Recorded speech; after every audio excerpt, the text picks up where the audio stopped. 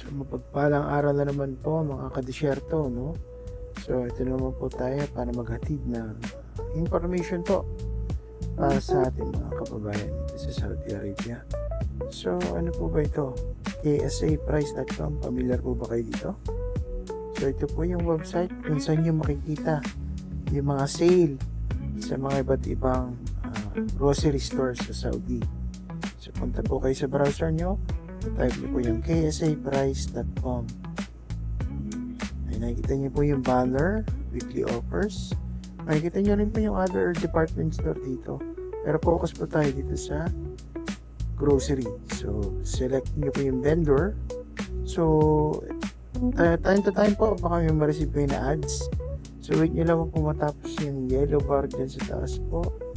Then click nyo lang po yung close. So ito rin po sa gilid, yun na po yung arrow para mag-close siya. So pili po tayo ng store. So yung malapit po sa bahay ko is yung preferred ko rin po is yung Lulu. Kasi may mga Asian products po siya na mabibili katulad po ng sa atin po, which is yung Filipino products po. And medyo mura din po yung mga bilihin dito. So yan, so nasa Riyadh po ako, so binili ko po yung Riyadh. So may makikita po kayo dyan yung date, no? So usually yung page po or yung mga banner po is nag-refresh siya every Wednesday. So pwede nyo pong i-check yan every Wednesday. So check nyo lang po, mag-open po siya ng PDF file. So yun lang po yung view. Ayan po, no? Pwede nyo mag-pricing. So makakatulong po ito sa inyo.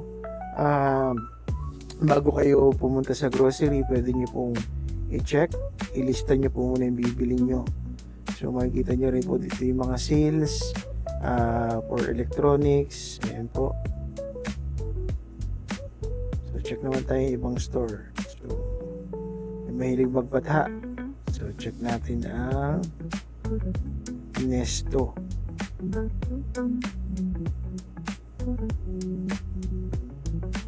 Ayan. Yun natin. Oh. Pwede nyo pong i-maximize kung gusto nyo pong mas malaking makita yung picture. Pwede rin po kayo mag-search dito, for example, rice. So, lahat po na may rice dyan, makikita nyo po.